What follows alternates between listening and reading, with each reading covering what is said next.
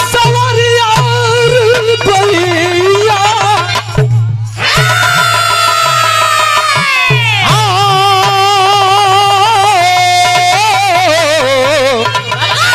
भोले बाबा अरे जोगिया हो मोरा। भूमिका लगल हम मास्टर कैसे पूरे सृष्टि की देवी है नारी कहाती नारी की गरिमा को भगवान बचाए सीता सावित्री अनुसुईया थी नारी धारण किया धर्म धर्मी कहाए मन की शंका का कोई निवारण नहीं मर की चोरी कन्हैया जी खुद ही जताए विश्वास में खो तू जाए गला कभी महेंद्र जी ऐसी कहानी बताए।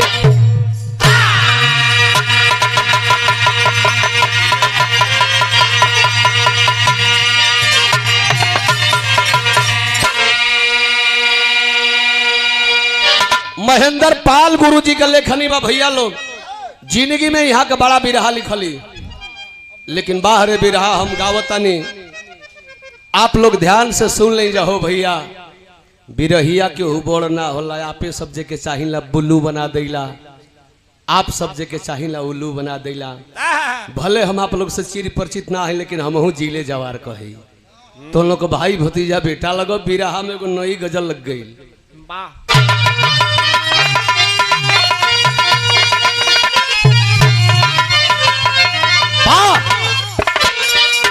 अरे ऐसा पहली अरे ऐसा पहली बार हुआ है डॉक्टर साहब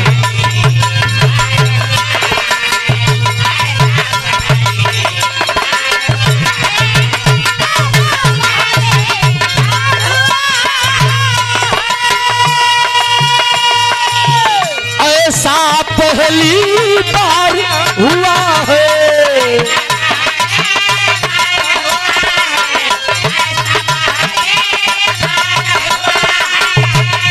अरे ऐसा पहली बार हुआ है। ए भैया लोग हम दूसरा के काहे के कहें निरंजन तो हमार भाई बनो अरे हमको हमको हमको हमको रजनी से प्यार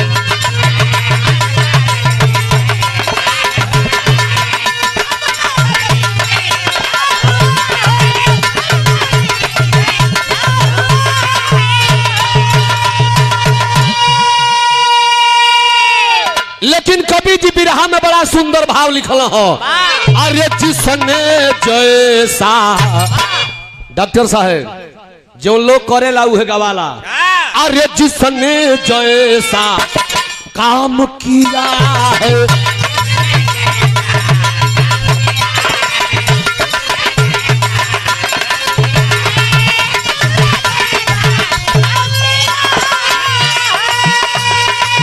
जिसने जैसा काम किया है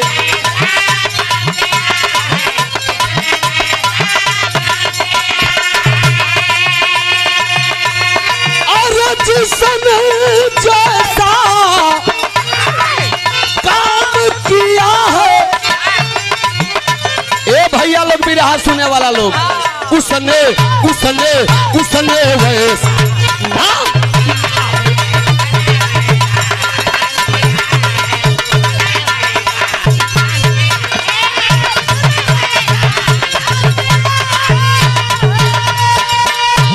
बिरहा सुनत नहीं थी हमें पर्दावा पर लागल बा फिल्म वही के देखत हुई 100 रुपया बात हो गई। एक एक लाइन पर गौर करेंगे बाबूजी। आवा मास्टर।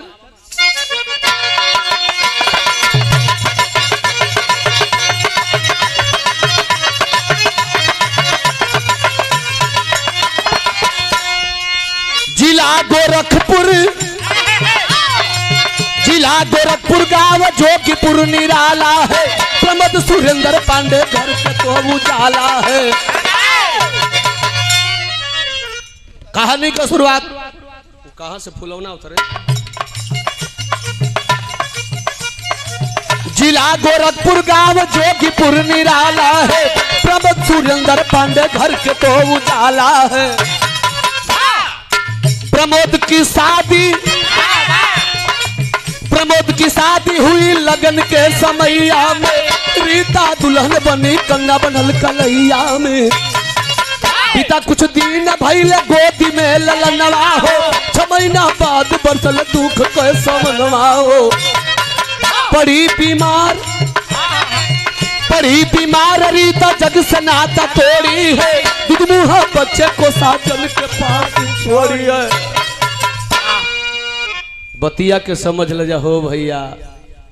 यही गाजीपुर जिला के बगल में मऊ जिला, अब मऊ से आगे गोरखपुर, जहां का हमने का मठाधीश रहने हम मुख्यमंत्री साहब। वही जोगीपुर गांव का रहे वाला ब्राह्मण का बेटवा प्रमोद पांडे सुरेंद्र पांडे दुई भाई हुआ हो बाबू। माई बाबू का साया बचपन में से दोनों बेटवन से उठ गई बा हो भैया। अनाथ हुआ दोनों बेटा। गांव में घूम घूम के भीख मांग के अपने पेट का परवरिश करत लोग बा। धीरे धीरे बड़का भैया 15 साल का भैया है प्रमोद पांडे। चूंकि वो गांव में यादवों की बस्ती है, यादव लोग सोचे लगल करे यार हमने के गांव में कहीं घर ब्राह्मण परिवार। आप प्रमोद पांडे का बियाह ना हुई, उनकर मेहरारू ना आई, लइका लइकी ना हुई हो, तो गौवा में कथा के कही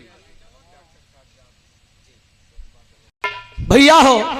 आज प्रमोद पांडे का बियाह भइल। घर में रीता नाम का दुल्हन आइल हो भैया। तब बियाह काहे बदे होला? काहे? सृष्टि के चलावे बदे। खानदान का बढ़ोतरी हुई, बियाह जरूर भइल। भगवान साल भर के बाद बड़ा सुंदर बेटा होकर गोदी में दिल हो। लेकिन हे दुर्गा मैया तोहरो महिमा गजबे है। माई का नजर टेढ़ भइल। माई दुर्गा, हनुमान जी चाहे भगवान जी भोलेनाथ देवी देवता लोगन का नजर टेढ़ भइल। 6 महीना का लइकवा भइल बा रीता कहो भैया लोग। आ तबले रीता इस दुनिया को छोड़कर चल बसी। मर गई रीता। छोट बेटा बाकी हा रोता। गांव का लोग कहलक ये प्रमोद पांडे बिना महतारी का बेटा का परवरिश ना हो सकेला हो भैया। काहे न गो तू बियाह कर ले तड़ा। प्रमोद पांडे कहलक ये भैया लोग के करा से करी के हमसे करी। गांव को लोग मिल के प्रमोद पांडे के दूसर की शादी करा देलन। पहली मेहरारू मर गई। तन ध्यान में कहानी रखिए लोग। पहली औरत मर गई जौना का नाम रहल रीता। दूसर की दुल्हन घर में आई है जौना का नाम बाटे सीता। आ सीता जब आई तो यहाँ एक लाइन खेसरिया का तरज लग गई।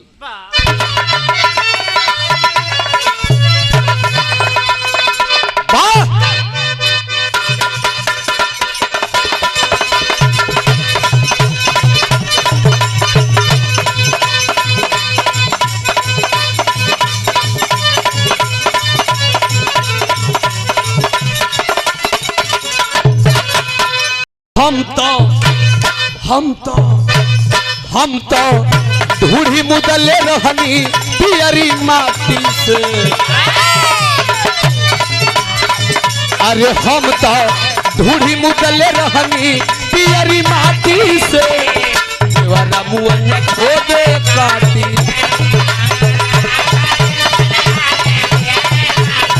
ये हो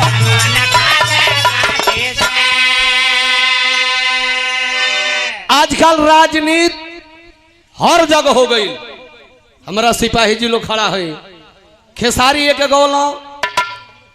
अब येहू में कंपटीशन हो गई। सलाई खेसरिया ढूढ़ी में खोदता जैसन चश्मा लगैबा हो भैया वैसन लौकी कौनो गीत गलत ना होले। हम तो ढूढ़ी मुदले रहनी पियरी माटी से देवरा मुना खोदे काटी से। अब एक नौकी पीढ़ी का जानी नंदलाल गुरु जी जानत हो कब यहाँ कभी आज भइल हुई तो घरी रसगुल्ला ना मिलल हुई बेली फोर के दौरी में धरा गई हुई। बारात जाके पानी पियत हुई फर्री का नाच भइल हुई हुड़का का नाच भइल पहलवानी भइल हुई। ये घड़ी तो पहलवानी डीजे पे होती है जहाँ गाना अश्लील बजौल सो मार के बिगाड़ देता सोही में। ये घड़ी का बारात ऐसा नहीं जाती है। अब एक खेसरिया के तरज से एक जानी के नागवार लागी रहा हो तो खेसारी के धुन को काट गौले रही है का। अरे हम तो आगे वाला मुदले रहनी अच्छा से। अब में बुढ़ावा कह के रमकेला बड़ा फूहर गावत रे।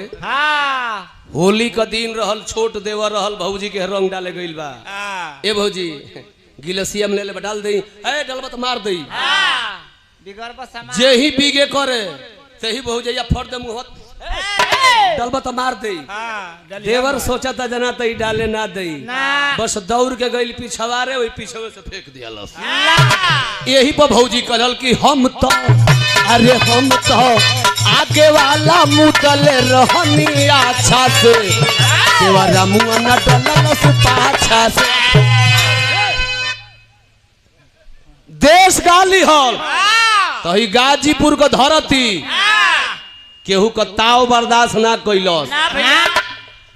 गाजीपुर केहू का ताव बर्दाश्त ना कैलस। हमारा गाजीपुर का सूर संग्राम विजेता मोहन राठौर तनिक यही में मेहनावट कर दिया का गौला ना करा के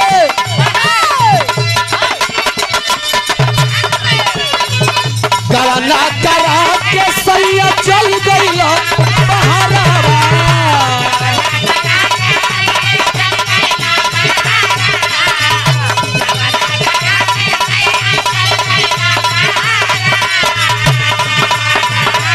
बना तो चल जाई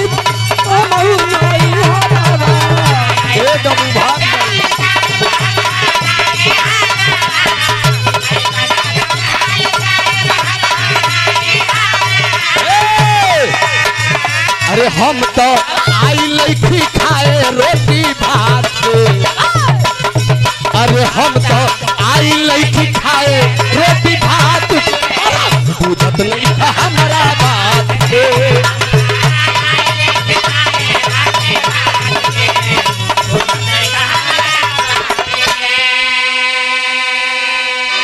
ए बिरहा में एक तरज की बात है कहूँ तरज हम ना गाई नहीं खे तरज है ये नहीं खे खाली भाव बा। आप लोग सोचब कि अब का हुई अब सीता घर में आ गई तने को गा दिली हमार कुछ नौजवान भाई भी बैठल होंगे तब का कोई लोग के मर्द रम केवला कब से साधु आ गई तो हम साधु महाराज तो हो ना राम कोल का सुरेंद्र के गो अलग क्वालिटी हो। अब बिरहा में भाव लग गई कि सीता सीता दुल्हन बन के आई पहाड़ी घर में। अरे सीता दुल्हन बन के आई पहाड़ी घर में खुशी के लहर में ना।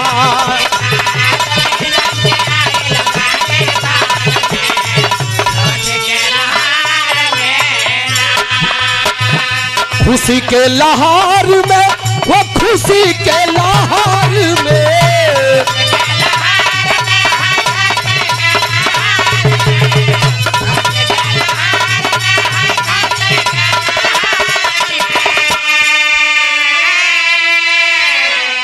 तनाउन मिठैया बाटे गौआ रे नगर में खुशी के अरे लहर में ना।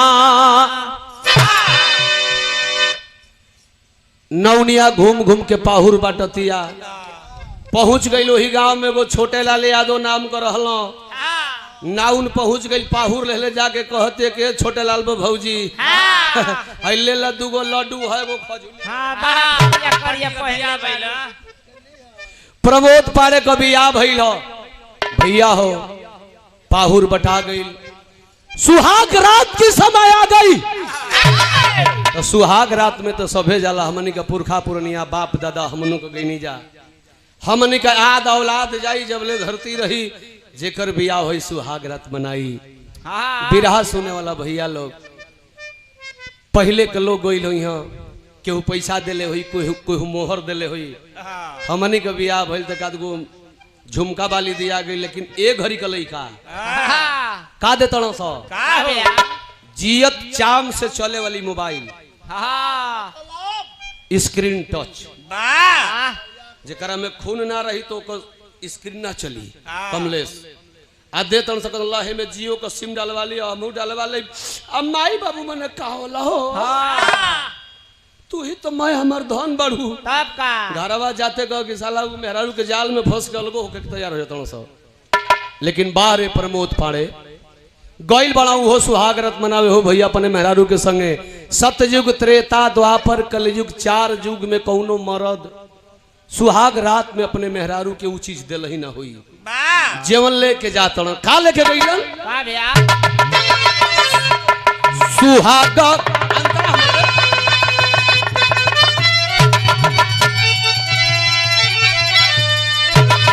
असल में इनका तो दिक्कत इनका तो परेशानी बाना ये बेचारू नया नया बनो अंतरा में रह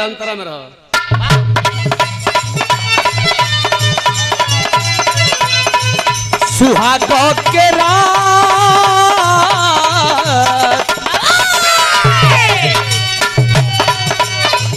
सुहाग के रात लेके गोदी में ललनावा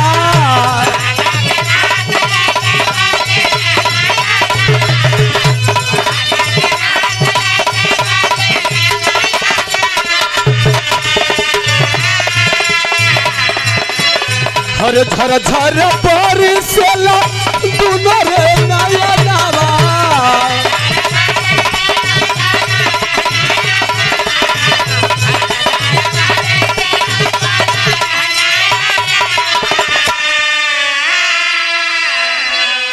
ए सीता आपन बेटा जनी है अपनी नजर में यही खुशी के लहर में ना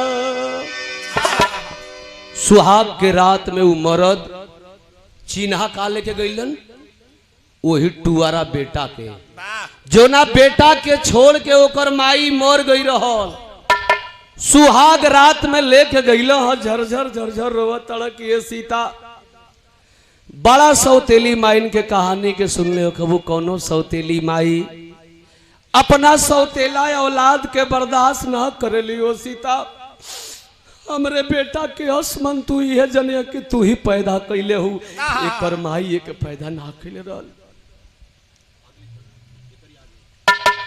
दुल्हन कलश की सैया जी विश्वास करी हम आपकी बेटा के ऊ प्यार दे कि जवन प्यार इनकर माई दे के इनके ना गई हो अपना बेटा मान लेती है वह सीता और कसम खा लेती है सुहाग रात में न कोई औलाद पैदा करूंगी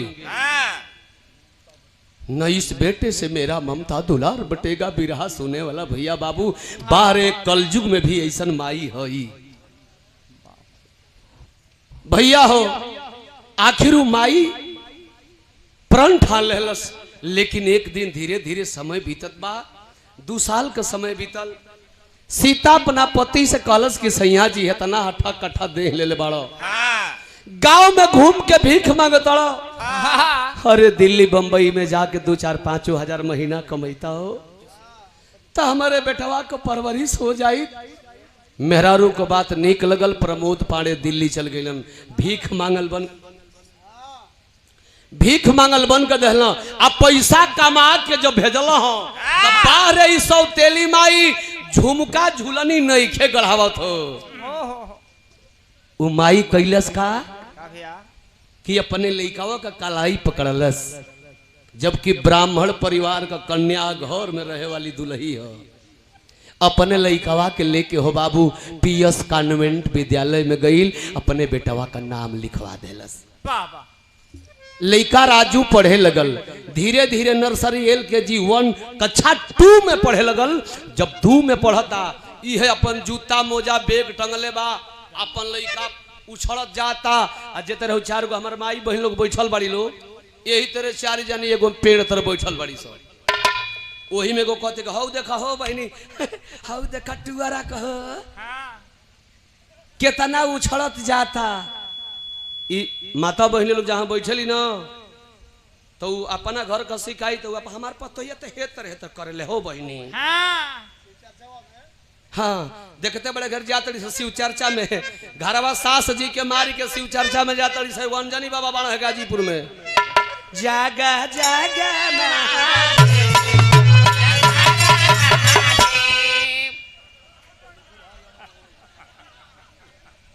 आ शिव चर्चाओं में ढेर उहे जातड़ी से जौन सास से झगड़ा करतड़ी से। 4 गोड़ी है नीम के पेड़, तो हम ही ना कहते कि शिव जी खराब हो, शिव गुरु है, सबके गुरु है, गुरुओं में गुरु। लेकिन अब शिव गुरु ही थोड़े नहीं कहते कि हे गुरु बहिना हे गुरु भैया जाके झगड़ा करे। जाके अंजनी दास को मोने बिगाड़ दे थोड़ी सो। ए भैया आखिर 4 गोड़ी बैठल ही से लइका जाता। ए बबुआ सुनबे, ई तो के जूता के किले हरे है हमार मम्मी, बेगवा के किले हो हमार मम्मी। वही में एगो लुका फुआ रहल पुचरी, तसकी आई रे बबुआ अरे तू नहीं के न जानो उ घरवा में तोर माई ना हियो, उ नागिन हो नागिन, उ कब तो के काटी एक तू नहीं खे जानत उ तोर सौतेली माई। और देखा करो लुका फुआ को कक्षा 2 में पढ़े वाला लइका बा, पढ़े जाता ओके ऐसा नहीं कह दे, इतना डिस्टर्ब कर दिली सो कि लइकावा अब हे मुँह ना जाके हे मुँह हो गई। अब ध्यान दिया लोग कहले ना कि कहानी हमारे बिरहा का फिल्म की कहानी नहीं है चली। लइका पीछे की ओर मुड़ गई, घरे जाए लगल, घरे चल गई हो भैया। आ घरवा सौतेली माई जब देखलस कि हमार लाल चल न घरे, काहे रे भैया का भइल रे, कोनो कुछ बोलस रे, झरझर झरझर रोवत लइका जाता। माई का अचरा पकड़ ले बा, फफत फफत के रोवता मम्मी मम्मी तू हमार सौतेली माई ना हो मम्मी, मम्मी तू कहियो हमके जान से मरवा दे ना मम्मी। ए मम्मी सही बताओ रे मम्मी तू हमार माई ना न हो मम्मी। बिरहा सुने वाला भैया लोग हमें से बिरहा हमार मोड़ ले लसो। लइकवा झरझर झरझर रोवता आ रो के अपना सौतेली माई के अचरा के पकड़ ले बा कहता।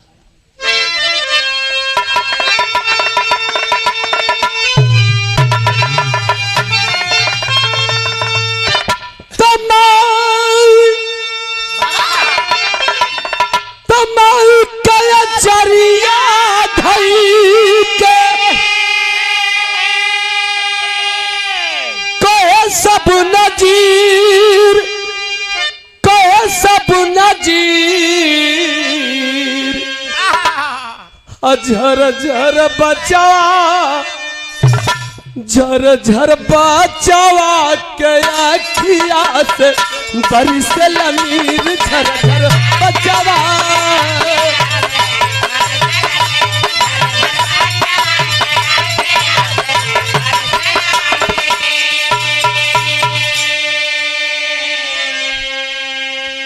माई के यहाँ चरवा लइकवा छोड़त नहीं खे हो बाबू। माई पूछत है कि बेटा काहे रो तड़े, लइका को रोवाई सुन के भले रहल सौतेली माई, लेकिन अपन बेटा मान ले रहल। वो माई का छाती फाटे लगल हो भैया।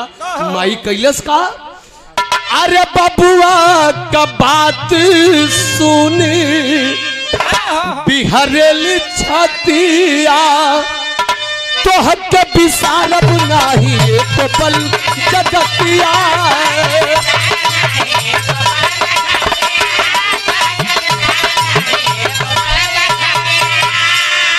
और दोस्त बात बस ना पिया वाली छतिया छीर झर झर बचवा के अखियास बरसलानी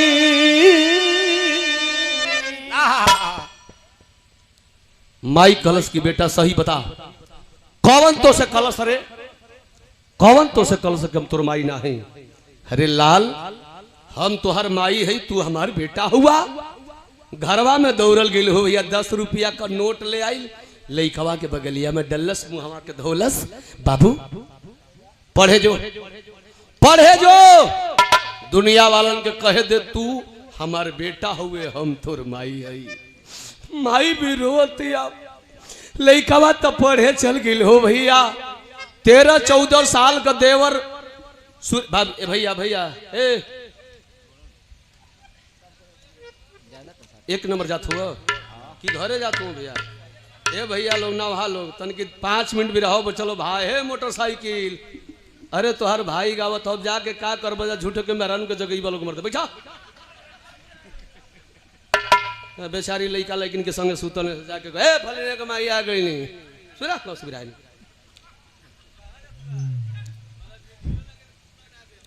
अरे नहीं यही मेरे साथ दुनिया का लड़का हो जाता हूँ हम तो भागत 3 को कद नहीं 3 को कद नहीं पड़ा वही में हवा खराब हो गई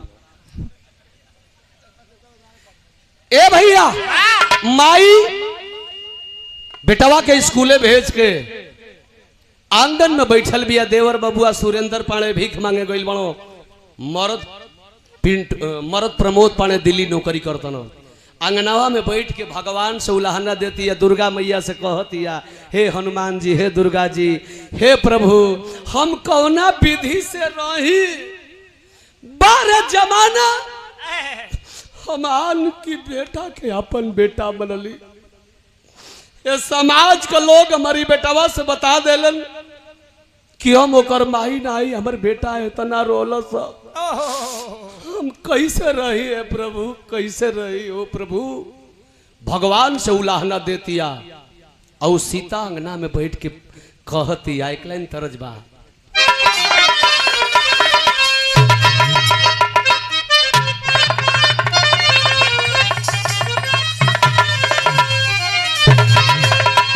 यहाँ एक लाइन गा दे तनी ये लोहत ये धूम हमरा मनोज तिवारी जो देखते बने जा का पूछे के भाजपा में गर्दा है हाँ मनोज तिवारी मृदुल जिंदगी का एल्बम का पहला कैसेट जो ना कैसेट के साइकिल के हैंडल में टांग के बेचल रहलो समय रहा लो घरी बेच के प्रचार कर जा हमनों के कहीं जाओ घरी लेकिन अब पान की दुकान में स्टूडियो हो गई ये आरके स्टूडियो ये फलाना स्टूडियो ये नंदगंज में स्टूडियो है वहाँ स्टूडियो नहीं तो पहले दिल्ली जाए के पड़े टी सीरीज मनोज तिवारी के गौलन ओमे बड़ा गो बढ़िया भाव रहल आ हम महेंद्र गुरु जी से कह के डलवा देनी कोनो भसुर बा भसुर रहल के करा नहीं बताई निरंजन भाई ने भसुर बा आ रजनीगंधा नहीं भव ही बिया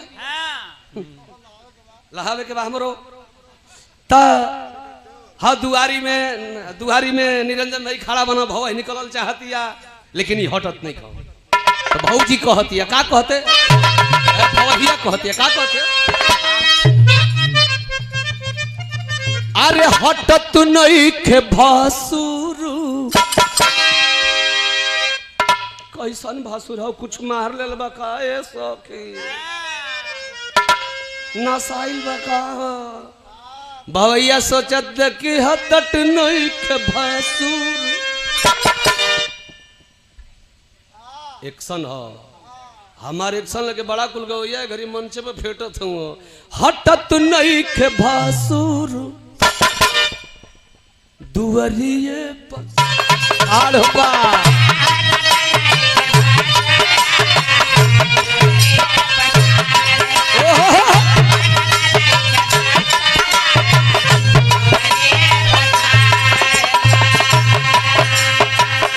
लागता बीमार बा ना तो कोइले राढ़ बा ना तो कोइले राढ़ बा हटत नहीं के भसुरा हो दुवरिए पर ठाड़ बा।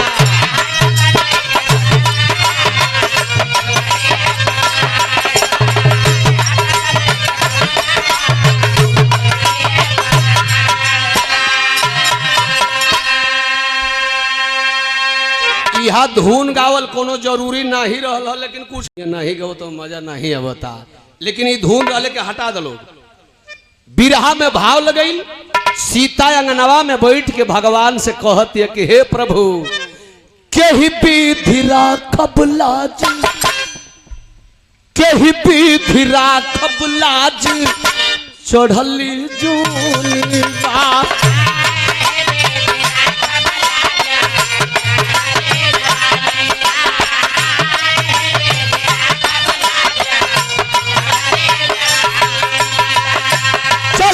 जवानी बा राजू जिंदगानी बा राजू जिंदगानी बा अरे कहीं भी राखब लाज चढ़ली जवानी बा।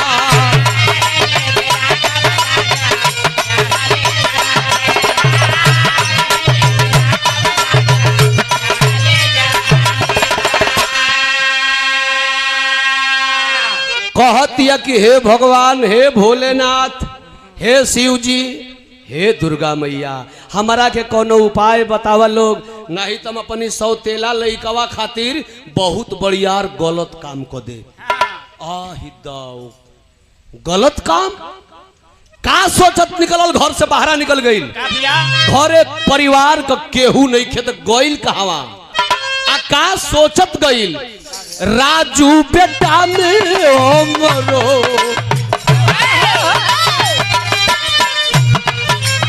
अरे राजू बेटा में हमरो हौसला परनवा।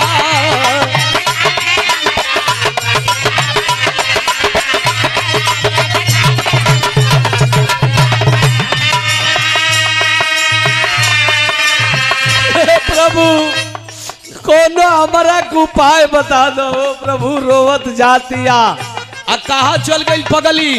बिरहा सुने वाला भैया लोग मेन पॉइंट बिरहा का यही जे हो, वो कहा चल गई, गोरखपुर के एगो हॉस्पिटल में चल गई आ जाके कैलस का सोचतिया कि ना रही बांस न बाजी बांसुरी, ना हमार बेटा बेटी जन्म यहाँ सा आ नहीं लइकवा से हमार ममता दुलार बटी होई। देखो सौतेली माई को जेवना माई को यहाँ चरवे दागदार होला हो हमार भैया लोग, उ माई जाके केहू से राय ना लिहलस, और माई जाके कैलस का जाके न सबंदीबू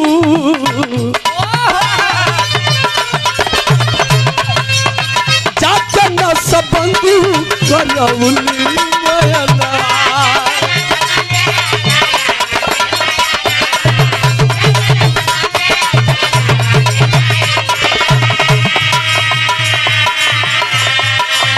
बढ़ल परेशानी बा राजू जिंदगानी बा राजू जिंदगानी बा कहीं भी धुरा खबुला चढ़ली जवानी बा।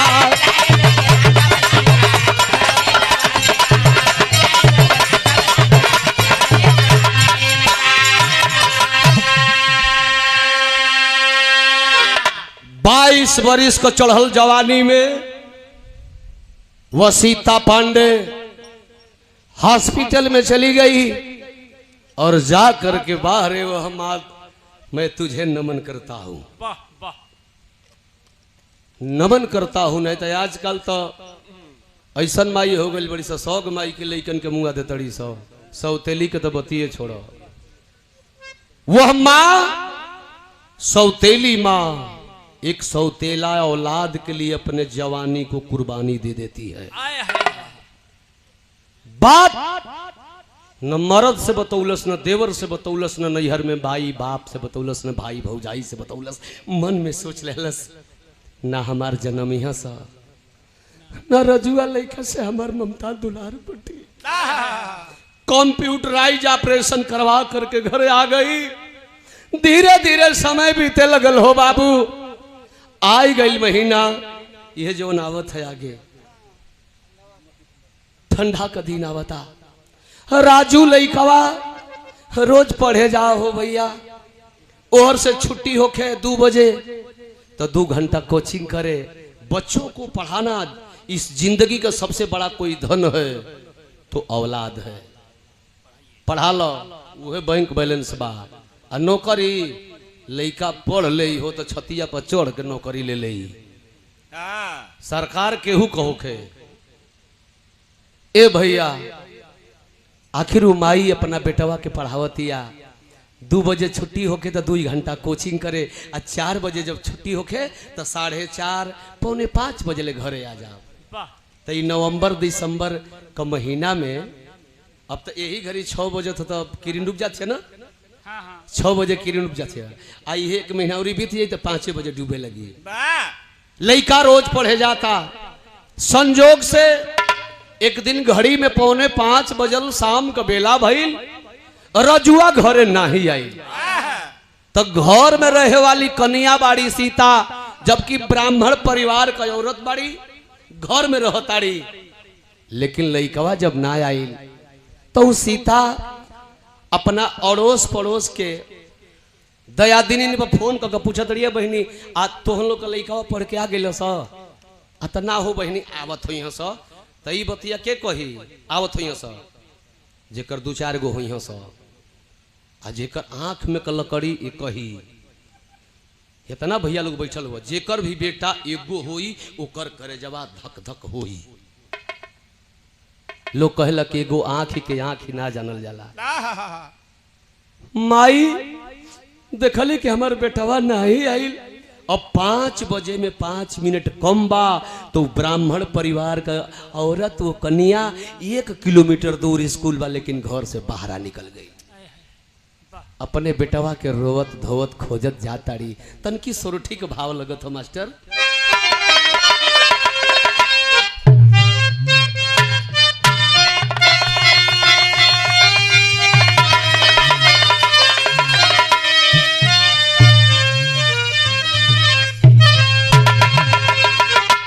डूबली किरनिया नाई, अरे अइले घर ललना हो। घर में हो भैया लोग कोनो असगुन जब होला न, तब परिवार के लोगन के आभास हो जाला। माई रो जाती हो कैसे कि डूबली किरनिया नाई भरला नायर अइले भरला नावा हो। कहाँ बारल बचावा मारल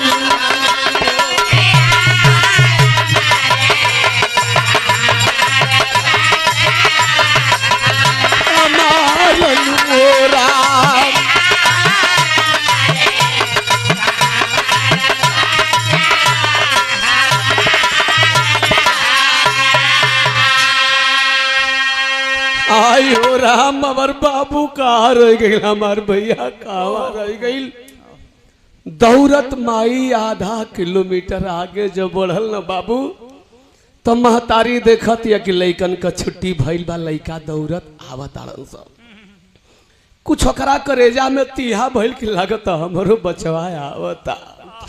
लेकिन जब लगवा पहुंचल तो भइल का भैया पढ़ी के स्कूल या से आवे सब लाला नावाये आवे सब लाला नावा हो। कहाँ बारन बचावा हमारे मोरा।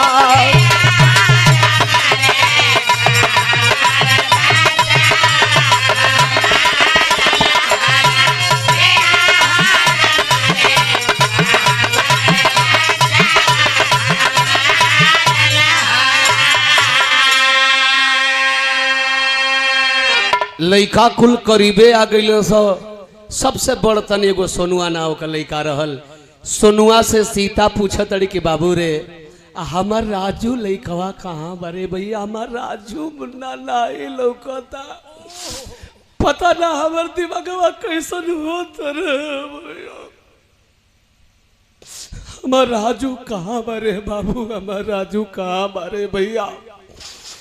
तने तो बतिया सोनू सुनलस झरझर झरझर रोए लगल हो बाबू। कलश की चाची सड़किया देखत तड़ू चाची, हमने का सड़किया पार कर दिल रहे हो चाची, अब तोहार राजू अब सड़क से वही पार रहल, हम के मना कैली हो, हम के मना कैली है कि राजू रुक जो, राजू रुक जो, लेकिन काल न हो चाची तोहर राजू मानल ना हो चाची,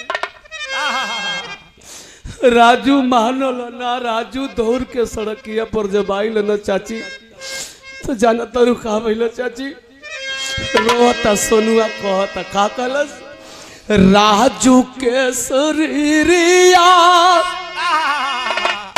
पर डरा का चढ़ी गईल हो, उड़ी गईल अरे आल्हारा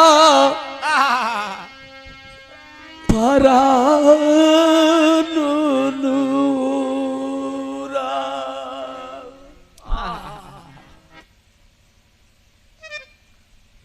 चाची तो राजू दुनिया में नहीं के हो चाची, तो राजू ये दुनिया में नहीं के, चलन चाची तो के दिखा दे कर शरीरिया चिन्हा तो नहीं के हो चाची। बिरहा सुने वाला हमार भैया बाबू हो, आज माई का छतिया फाटे ने लगल, माई हास बांध के चलल अपने बेटा के लाश के देखे तो बिरहा में टेरी के भाव लग गई।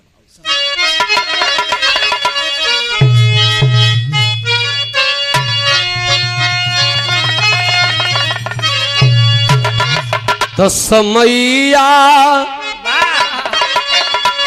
ए भैया समैया, अरे हई बताई सबके, दहिनी टांग उठल तो पाई कहाँ जाई। लोग भोजपुरी में कहावत कहेला कि कोटि करे चतुराई, विधि का लेखनी मेट न जाई। सोचल सीता की वही बेटा पर जिंदगी बिता ले, आन की बेटा पर, लेकिन आज वो बेटा माई के सामने सड़क पर चीथड़ा चीथड़ा बिखरल बा, लसिया चेहरावा भी पहचान में नहीं के आवत, अचरवा पसार के वही सड़किया पर धैले लाल, ई का कैले रे भैया, ई का कैले रे मुन्ना, हम कैसे जियो रे भैया, अब कैसे तोरी पापा से कहब रे बाबू, हम का कहब कि राजू कैसे हमार मर गईल। हम तोर नाम अपने मन से लिखौल रही, हम तो के पढ़ावत रही रे बेटा।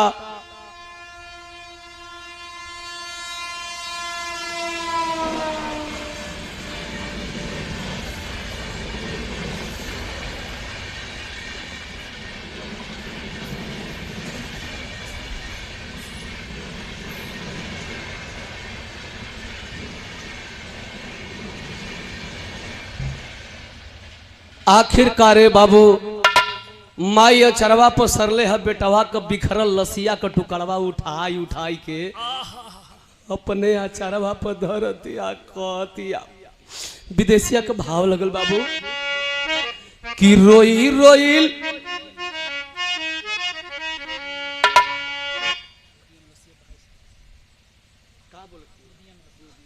तो गोदिया में लसिया बहावे सीता सिया के, हमारा के गैल बिसा राई गो दुलरुआ के करे सहारे गम जियब सान सरवा में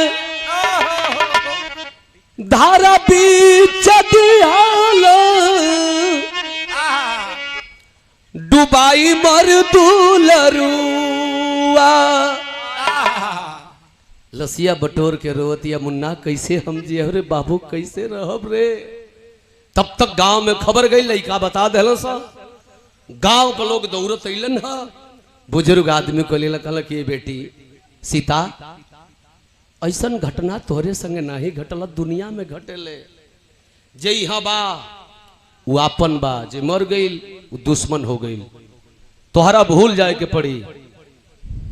आज तक लई बेटा तोहार रहल अब तोहार नहीं खेरे बेटी ओकरे अचरवा पर से लसिया के लोग अपना गमछा पर ले बांध के लसिया घरे ले लसिया रखहू जोग ना रहल।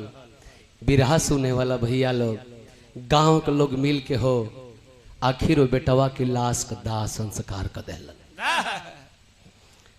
दिल्ली में खबर गई प्रमोद पाणे अपने बेटा का मौत सुन के घर अलो हो औरत के समझावत न जाए दे सीता हमारे और तुम्हारे जिंदगी में इतना ही दिन के लिए वो बेटा मेरा था तुझे संतोष करना होगा तू भी जवान है और मैं भी जवान हूं भगवान हमें औलाद जरूर देंगे इसलिए वो बात कह रहा था कि ऑपरेशन की बात प्रमोद को जानकारी नहीं थी। संतोष ढाढ़स बधावत मत रोवा रोवला से बेटा नहीं जी 15 दिन धीरे धीरे बीतल यही तरह भैया हो जाड़ा का दिन बा दोनों प्राणी कहीं सेज पर सुतल हुवन ठीक 12 बजे रात में सीता चिहुक के उठल आ फफक के रोवे लगल घड़ी में 12 बजता।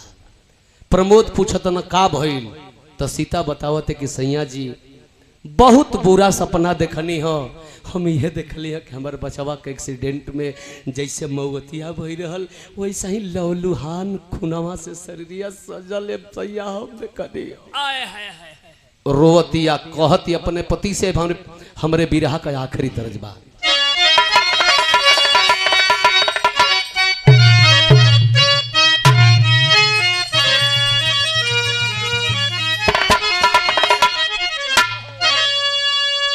बारह तरज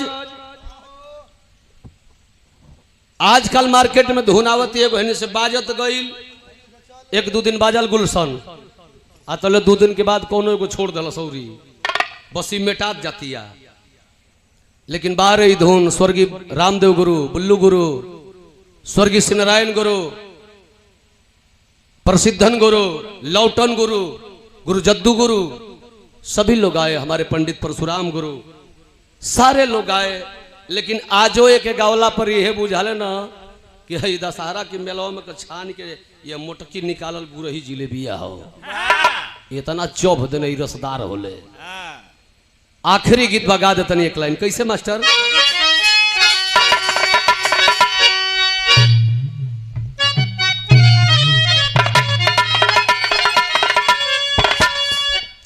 हम सुनले रहली हमारा ऋषिकेश गुरु जी जब बिरहा गावे तो ये धुन के बड़ा मचल के गावे नंदलाल गुरु जी भी गाइल ना बड़ा इन हर बिरहा में डलोले बनी अपना कवन धुन हो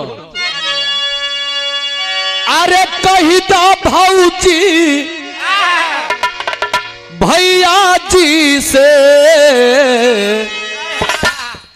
अरे कही दा भौजी भैया जी से कोई दे तंगावा नवा हो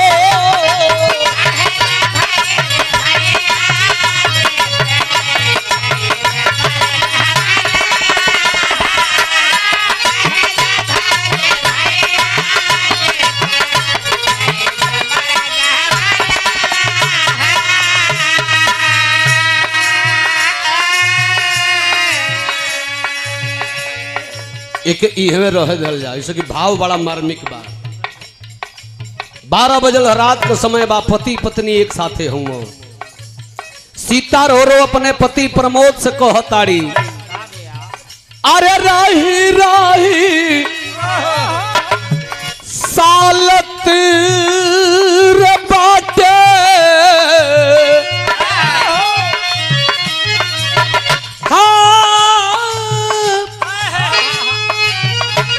रही रही सालत बाटे बेटा पे मराना वाला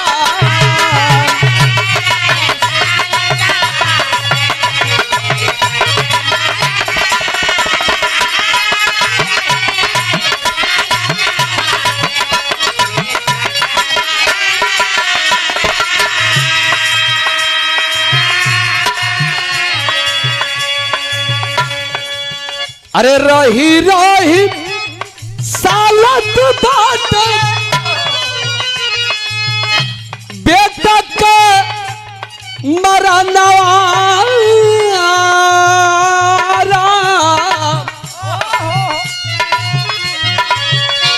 चला तो के दवा हो दीवाई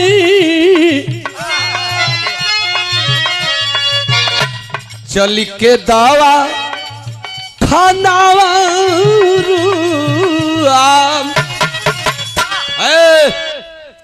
सीता 15 दिन से तो के समझाओते तो यह देखो मर्द कई भाव हो वो बेचारी रोवतिया आओ कर मर्द जो न लड़का का खास बाप वो बाप कदर करे सीतवा अरे तू तो करे गो सौतेली माई है रे संतोष कलेली तू रो रो के बार बार हम कहीं याद दिलाओ तरी रो तो के लड़का चाहिए ना सबेर होके दे तोर व्यवस्था करो अरे पगली तोरा में कोनो शारीरिक कमी बा या कोई दैविक प्रकोप है जिसके कारण भगवान हमें औलाद नहीं दे रहे हमें भी भूख है कि मुझे बेटा रहे मेरी बेटी रहे सुबह हो जाने दे तेरा व्यवस्था करूंगा सबेर भइल अड़ोस पड़ोस में पुरान लोगों से प्रमोद पांडे पूछत न कि दादा अच्छा पहली औरत हमार गुजर गई जेवना से जन्मन बेटा हमार राजू रहल मर गई आई एगो मेहरारू बिया कई बरिस हो गई आज लेकर औलादे ना भइले से हम का करी दवाई कराई कि सुखाई कराई एगो बूढ़ आदमी बना कहना के बाबू दवा दुआ दोनों नहीं टूनो टूनो नकिया कतनी कटर हला माने उनो नामा कहला कि चाचा तो पहले का कराई कहला पहले ध्यानवा लो यहाँ से 3 किलोमीटर दूर मठिया पे घर बाबा रहे हमने की गाँव कई लोगन का लड़का लेकिन हो गई तो वही चले जाई अच्छा ठीक बोले जा प्रमोद पांडे अपना मेहरारू के मरता क्या नहीं करता तू का जनबा गुलशन भी गाड़ी हर दिए न लगल जब आज मेहरारू बचवा ए मैं ऐठन छूट जाई रे हई मोटरसाइकिल दौरान छूट जी रे भैया मान जो रे बाबू यह माया का जाला घंटी जहां आदमी कहल जयमाला पड़ल न जयमाला ना रे भैया फांसी कमाला ए भैया प्रमोद पांडे अपना मेहरारू के लिए आगे गईलन हो सोखा बाबा कहे बाबा काश कराही बनल हो हे माई असकामनी ई जोन मंत्र पढ़तनी इहे मंत्रिया पढ़नी तो मीनाक्षी राज हो गई लाइव चलता उखे से यहाँ नहीं उजाना तरीके कौन मंत्र मरले रही हो मैंने ही मंत्र पढ़ा था पहली बार हे मायस कामनी टोनबत का परी दूध का बदला दूध पानी का बदला पानी गाय गुहार बाछी तुरे दुगारे पट्टे कर तेरे प्यारी मायस कामनी सही सही बताइए बोल बेटा के करासन रे बेटा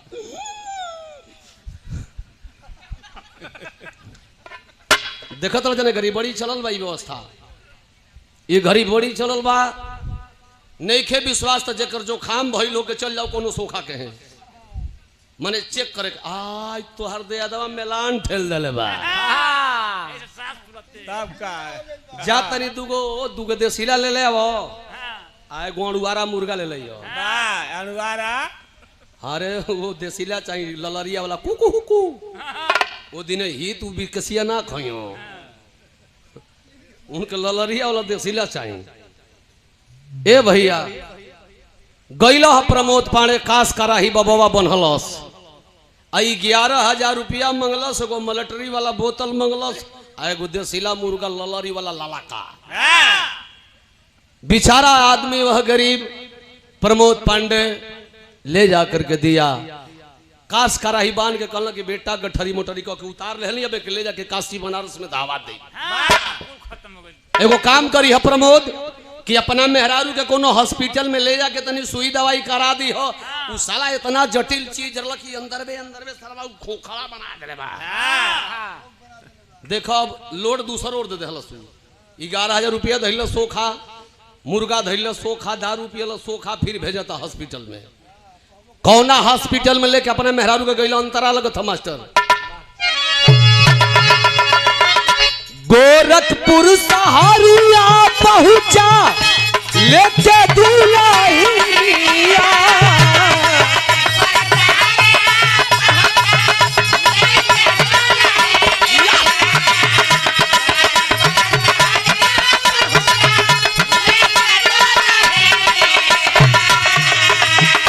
डॉक्टर कुसुमाला का बताई सब कहानियां।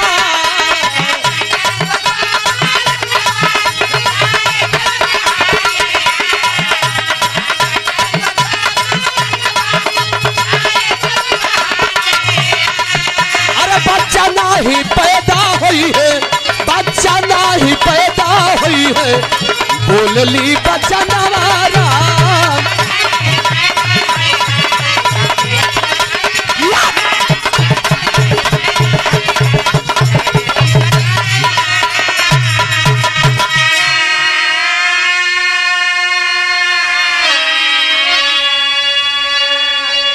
ए भैया डॉक्टर कुसुमलता के नर्सिंग होम में लेकर के वह प्रमोद पांडे अपने औरत को गया।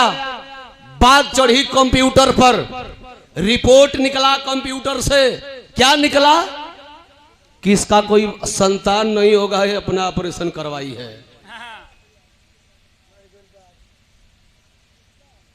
रिपोर्ट निकाल के धरौली है डॉक्टर कुसुमलता प्रमोद पांडे जी को कि प्रमोद जी ये आपकी क्या लगती है। प्रमोद कलश की हमार मेहरारू हुई तो काहे बदलिए लोगो डॉक्टर साहब कई बरिस हो गई ये कहू भैलम सना तनी दया कर देती तो डॉक्टर साहब कहते तनी उनके दूर करो तो बताई। अक्सर हॉस्पिटल में खतरनाक बीमारी जब होले तो मरीज के सामने डॉक्टर नहीं बताता है। कब बताई अंदर बुला करके इधर आइए अंदर। वो आपकी बीवी है ना जी तो उनका कोई संतान नहीं होगा इसलिए कि उनका ऑपरेशन हुआ है। ऑपरेशन ऑपरेशन के कोई हो ई रिपोर्टवा तोहर गलती बा डॉक्टर आई ना ना ना ना हम कब करावला ही नहीं इनका ऑपरेशन ना ना ना ये क्या माने के तैयार नहीं कि फिर चेक करी दोबारा। डॉक्टर कुसुमलता कहते कौन कहा था तुमको ऑपरेशन कराने के लिए कितने बच्चे हो गए थे तुम्हारे कौन कहा बताओ जी बताओ कौन कहा तुमको ऑपरेशन कराने के लिए। ये मर्द का पावरा अच्छा पाना मेरे पे गरमला देखना तुम लोग मेरा तन की गलती कर दे जन बजा मंगला रहे कही तो हुआ जा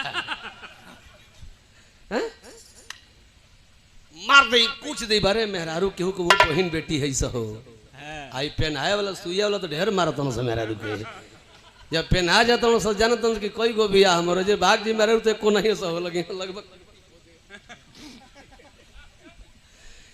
ए भैया प्रमोद गरम बहुत होना मेहरारू पर कितने बच्चे हो गए थे कौन कहा था तुमको कलश की बाहर सैया जी अरे हमार राजा हो राजा भुला गईला वो रात के भुला गईला वो बात के जौना रात के हर मर्द जाके अपने मेहरारू के संगे हो सस के बतिया कहो करे जा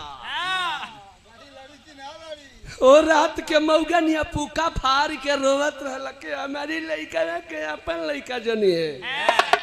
भूला गेला वो बात के। आज छतिया के बतियावत हो कि काहे ऑपरेशन करौली। अरे तू तो एगो स्वार्थी मर्द बड़ा हो। जोन माई हमके 9 महीना गर्भ में ढो के पैदा कैलस वो माई से ना पूछली। जोन बाप को कमाई खा के तना बोड़ भइली वो बाप से ना पूछली। भाई भौजाई से ना पूछली। यहाँ तक लगी घर में तोहर भाई एगो सुरेंद्र पाणे रहलो उनहु से ना पूछली कि हमके सब गरियावे लगी कि हई देखो एगो टूअर बेटा पर ऑपरेशन करावतिया, सौतेला बेटा पर ऑपरेशन करावतिया। ओहो अरे पति देव अब तब प्रमोद पाणे को हच देने लटक गई। तो जाए दो चलो बैठ चलिए घरे। चलो चलिए घरे मोटरसाइकिल पे बैठौलो लेके अलो घरे। आ घरे जब लेके अलो हो तनी कुल्ही भाव बिरहा में होके अब ले रोवली हो तनी के हंसाइयो दई। मेरा ही नाम श्रीकांत लंठ महाराज है। यूट्यूब पर सुन ले हो बालू। कोई गुलटिया वाला है तो कोई श्रीकांत लंठ महाराज है। यूट्यूब पर सर्च मारिएगा डाल देता है हमारा भाई है गुलशन लिख देता है श्रीकांत लंठ महाराज श्री राम कुल जादव।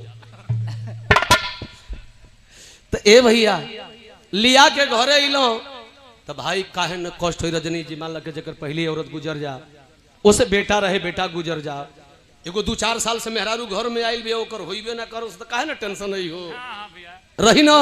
अब ये कपार पर दुआरे पर बैठ के कपार पर हाथ धके बैठल हो बेचारा साला बतावा दूधू को गड़बड़ा गई का प्रमोद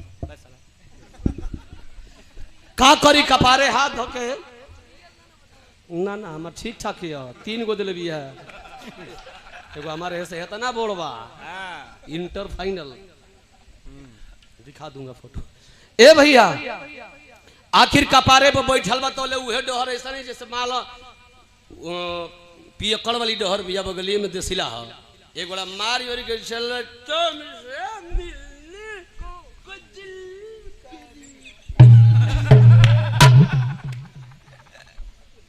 एक बड़ा आवत तकल के प्रमोद ए बे चुतिया इतना मुड़ी काहे को गिराए रे आ मुंह से लरखर सरखर गिरावा तक कुर्ता पे गिर के बराबर होइल और प्रमोद पाने का तो कि चल ने मार सार डाल भक्त साला एगो तो दिमाग टेंशन में बात दूसरे साला ही आके नाटक कर पियक्कड़ से भक्त कल गए बड़े गए हैं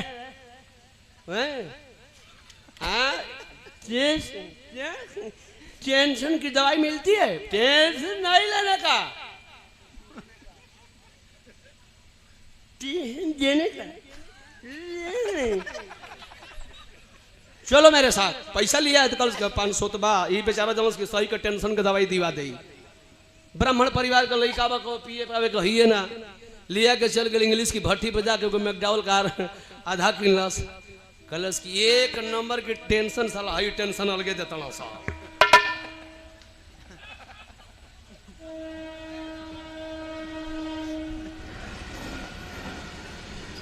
चल जा भैया पकड़ लेना करे बरवे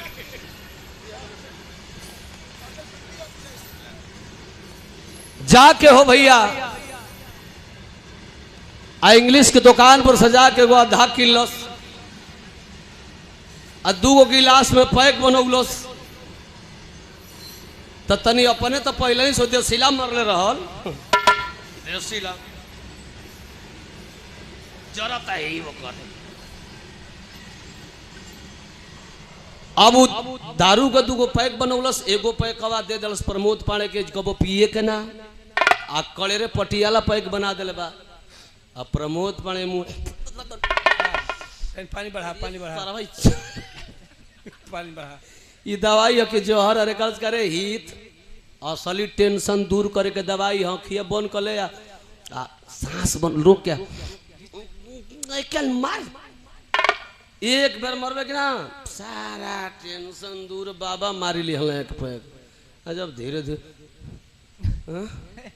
कत और दे और पिए कड़वा तनकी पिए वो के ढेर पियावे मैंने 500 ग्राम में से अपने 50 ग्राम पियलस उनके 450 ग्राम पिया दिलस जब ये दोनों पी लिया सतन ध्यान दिया लोग और जब दोनों पी लिया तो बहिया में बहिया डाल के चलो सर रजनी जी की तुमसे मिलने को दिल करे।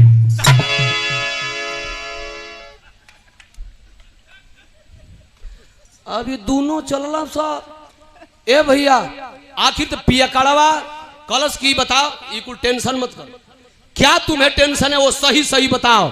देखो बात पॉइंट वाली है, पियला में आदमी साफ बोलेला, दो चार गो बतियो छिपोले तब सारा में क्या कइला हम जाना तो लेकिन कौन गोली मर रहे तो हट्टी बिलवा हम ही खोल रहनी पियला में ई कह दियो सब कुछ। अब उ पिया कड़वा के याद पड़ गेल कि दुआरवा पर कहत लग टेंशन बा। कलश की सही बसई बताओ तुझे क्या टेंशन है।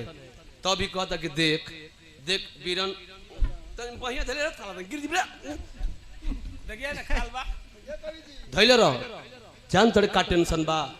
हमार पहली मेहरारू कलश की हाँ उसे जन्मल एगो बेटा, उ मेहरारू हमार मर गई, ओकरे बाद में हमारी इहो बेटा मर गई।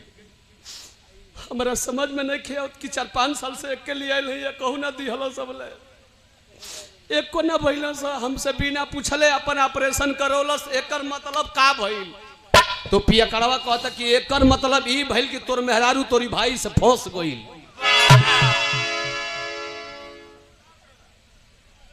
अभी टेंशन दूर ना, ये टेंशन दूर नहीं और ये टेंशन दे देहलस। तब बिरहा सुने वाला भैया लोग आल्हा लग गई।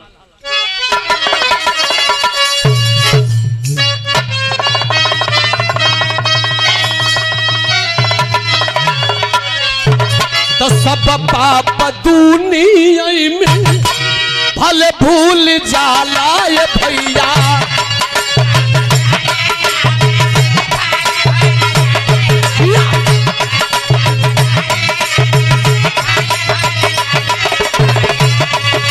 अरे मन सा बाप को बनाई भूलल रे भुलाई।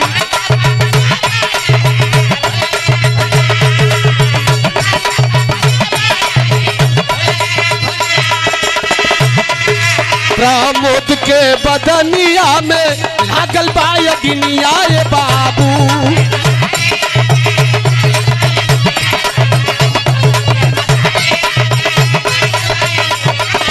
अरे 12 बजे रतिया के भवलस हाथियार।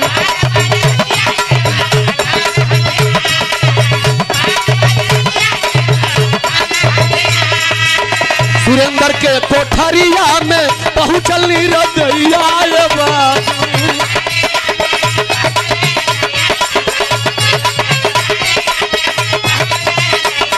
अरे सीनावा में खिंच के पापी अरे लाकटारी।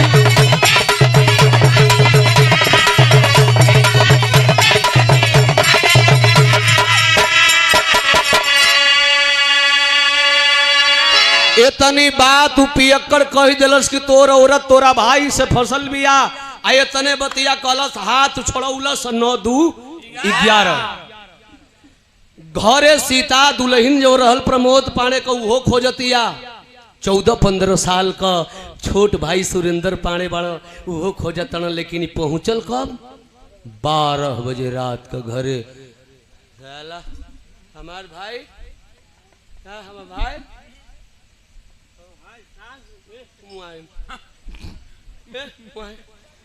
एगो चाकू को लेके नियो से अब 12 बजे रात कहो भैया छोट भाई सुतल बा, भाई के सीना से नीचे वाला भाग पे लेके मार देलस, खींच दलस, भाई के लधवा फट गई। ओकरे सीना पर बैठ के तबला ही घटई ध के दबौलस कि भाई के बदन जबले गनगनाई। भाई को यह हरामी दारू के नशे में मार डाला। और जब भाई के मरलस तो कहता कि भाई से कई गुना गलत तो ये मेरी औरत है कि जो हमसे बगैर पूछे अपना ऑपरेशन करवाई है। इस हरामी को भी जिंदा नहीं छोड़ूंगा। वहीं खून से लथपथ चाकू लेकर के पहुंचा है अपने औरत के पास। तो भइल का बाबू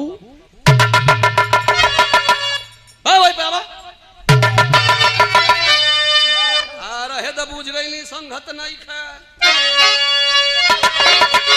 हमारे हारमोनिया वाले को आपकी एक चेलाइन लेकर आज भाग गई है।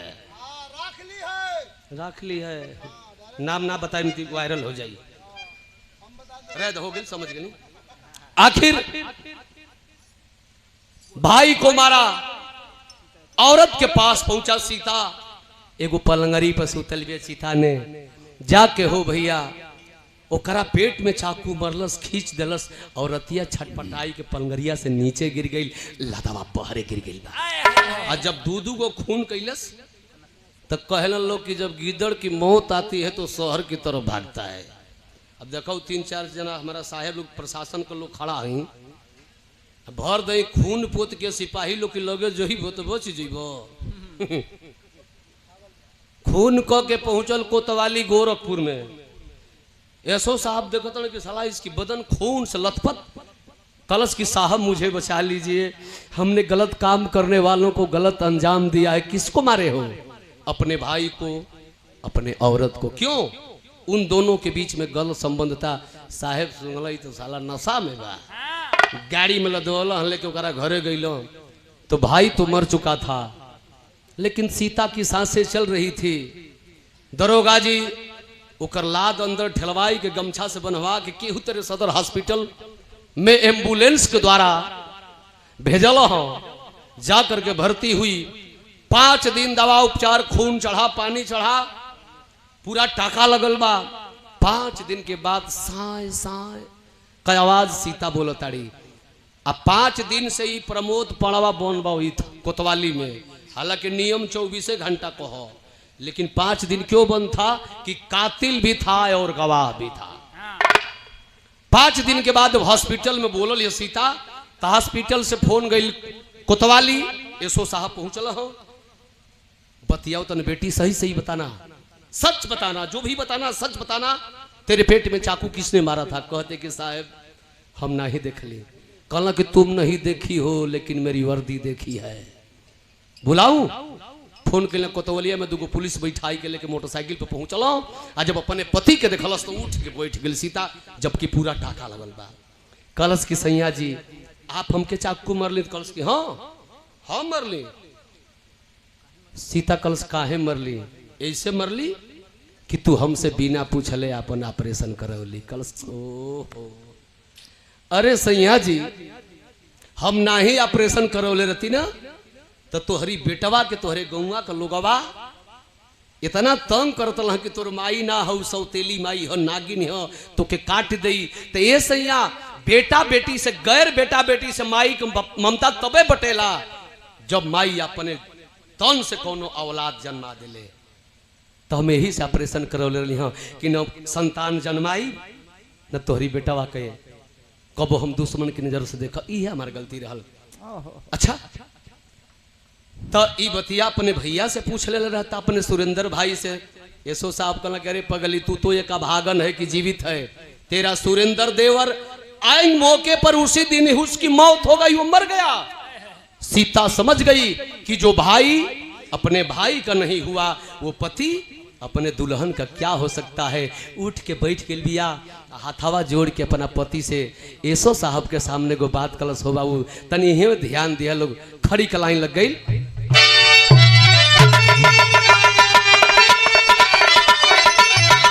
अरे आखिरी सलाम ले लो सैया टूटे ससिया, असैया से भैया मुदैया हो जीवन के सथिया।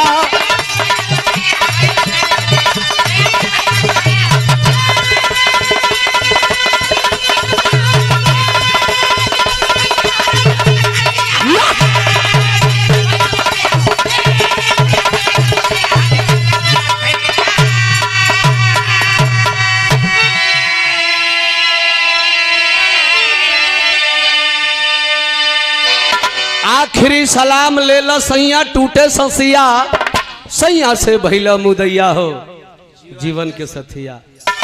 हर औरत, हर बेटी नैहर में रहे लिए सैया जी अपना पति बदे देवी देवता का पूजा पाठ करे ली। जानते नहीं हम आप खातिर का के लिए रहनी?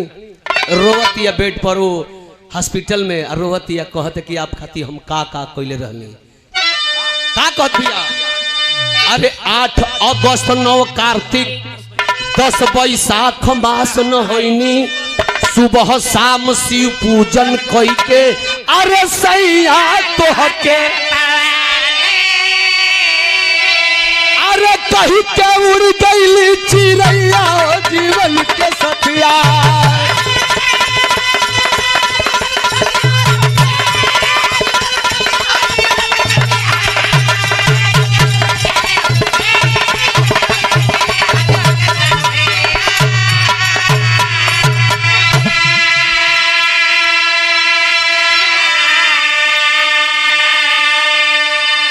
इतना ही बात कह करके वह सीता अपने आप को रोक नहीं पाई और बेड पर गिरी और सोई की सोई रह गई। तो बिरहा सुनने वाला हमारे भैया बाबू लोग यही से बिरहा का शीर्षक डलली सौतेली माई का प्यार उर्फ दागाबाज सौहर। वो तो मर गई लेकिन अब प्रमोद पांडे का हाल का हो तो आप लोग मिला ले जा। बिरहा हमार समाप्त हो गई। आखिरी लाइन बा तो जय जखाड़ गुरु चौलौटन की लहरा फुलवारी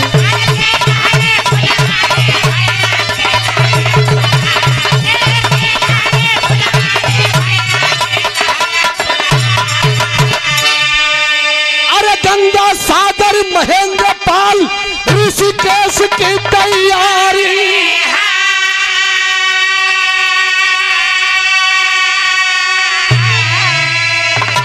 समय है बताई सबके यादव राम केवल के दहिने सती माई समय है बताई सबके।